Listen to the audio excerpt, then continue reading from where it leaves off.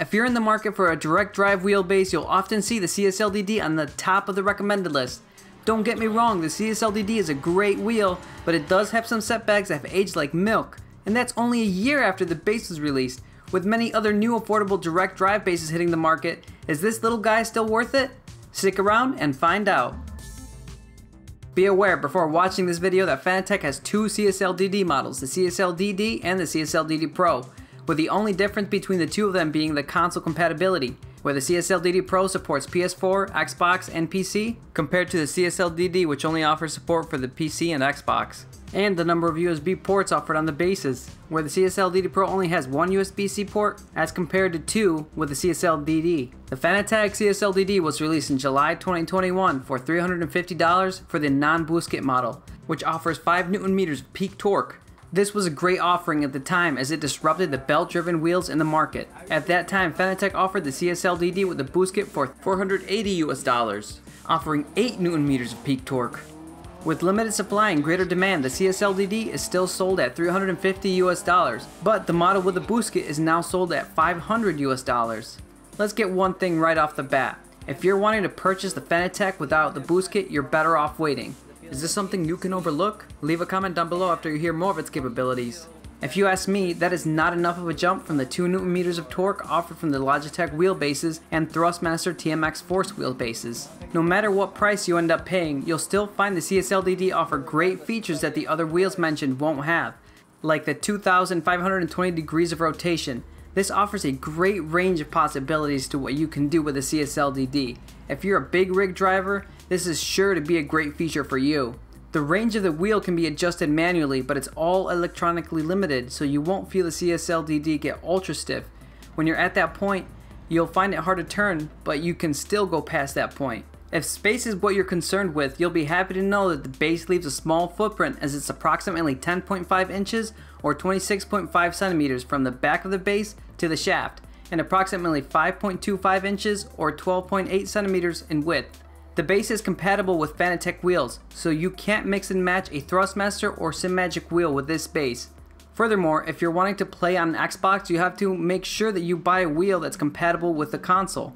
Thankfully, some of Fanatec's cheapest wheels are compatible with the Xbox console. Getting the wheel up and running is pretty simple and easy, but Fanatec's quick release system, if you can even call it that, is lackluster. This is one of the biggest downsides to buying into the Fanatec ecosystem.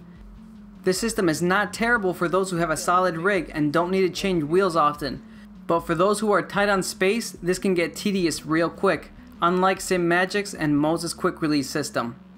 That being said, setup is relatively easy. The base has 3 mounting solutions. It can either be mounted by the side and bottom. This solution will require T-nuts. And lastly, you can purchase a table mount for the base. We will come back to the performance of the table mount option in a few minutes. Stick around to see if it's even worth 20 bucks. Once you end up mounting your base, plugging in your wheel, plugging in the power, and downloading the drivers, it's pretty straightforward from there, right? That's what I thought. But in order to unlock all the features of a wheel, you'll still need to download Fanalab, which is found on the Fanatec forums. Why is this software found in the Fanatec forums if it unlocks additional features for your wheel? I have no idea, but having to download additional software makes the experience feel bloated and not the top tier experience that you were promised with the Fanatec gear. One of the most important things to point out whenever you are wanting to purchase a wheelbase is what is your main sim racing title. Why is this important, you may ask yourself? This is because some of the games that CSL DD is phenomenal and it's smooth as butter. Games like Automobilista 2 and R Factor 2. This is down to the way that force feedback is handled in-game. But just note that if you're planning on racing in Assetto Corsa Competizione, the wheel doesn't feel as grounded to the tires of the vehicle. I'd say what you're feeling in this game instead is the way the steering wheel would feel inside the car. And in order to get the settings dialed in just right, you'll need to spend additional time tuning the wheel. Or you could also find settings online that have worked for others. Just know that what I'm feeling from the wheel can be very subjective, so take it with a grain of salt. Speaking of wheel performance, let's talk about the table clamp now. If you're thinking that a table mount will do, I'm sorry, but it's a complete fail of a product. If you end up using it, just make sure you lower the force feedback, because you will likely not have a great experience when the force feedback is turned all the way up. Despite the amount of force feedback that you use, you'll likely end up moving the wheel in the process.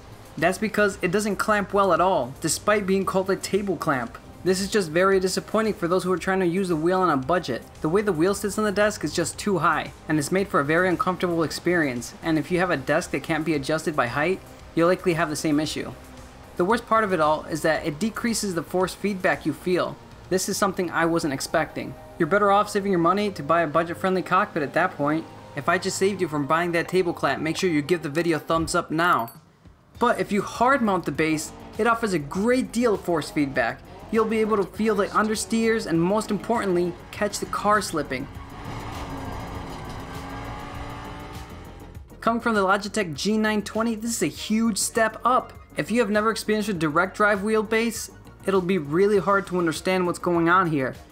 Let me put it this way, if you've ever worn a really cheap pair of headphones, I mean really cheap, you're able to hear sound and all, but some of the details in the music will get lost by all the static fuzziness with cheap headphones. But once you experience a very nice pair of headphones, you'll end up hearing all the details which were fuzzy before. And once you experience this, it'll be so hard to go back to listening to static. That's exactly how it felt from switching to the Logitech. Not only is the feedback and details you receive much more pronounced, the road feel especially is a major improvement, being able to feel every single bump on the road, the dirt underneath the car, and it helps improve the overall sim racing experience no matter the sim of your choice, immersing you tenfold.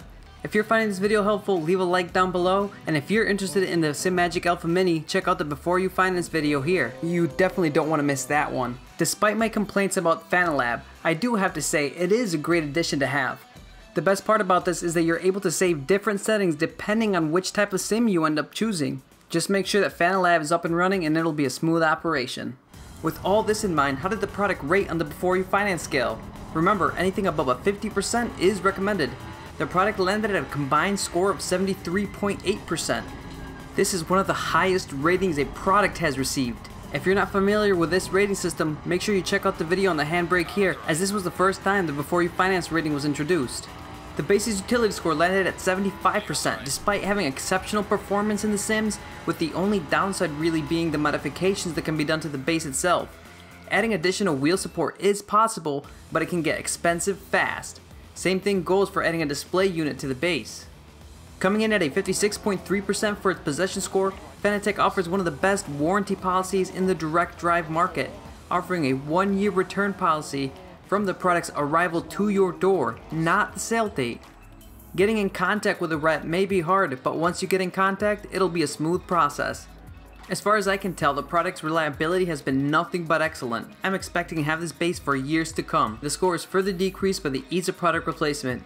It's not going to be cheap if something goes wrong after that year. And on top of that, if you end up purchasing a steering wheel with Fanatec, you'll have that tied into their ecosystem as well. Coming in at a time score of 92.5%, the base not only over-exceeded my expectations, but made every single sim racing title come to life, with the only downside really coming from its milk-aged quick release system. After a year of having the CSL DD in my hands, I would highly recommend it. Just keep in mind the things I mentioned and I'm sure you'll be super happy with your base.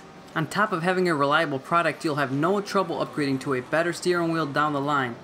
And hey, Fanatec is also in the process of coming out with their new quick release system, which will likely fix their current one. And that's definitely something to be looking forward to. If you enjoyed the video, leave a like down below and stay tuned for the next video on how you can make your own hydraulic brake mod for the Fanatec CSL pedals. That's it for today, and I hope you all have an awesome day. And as always, SimFin here, peacing out.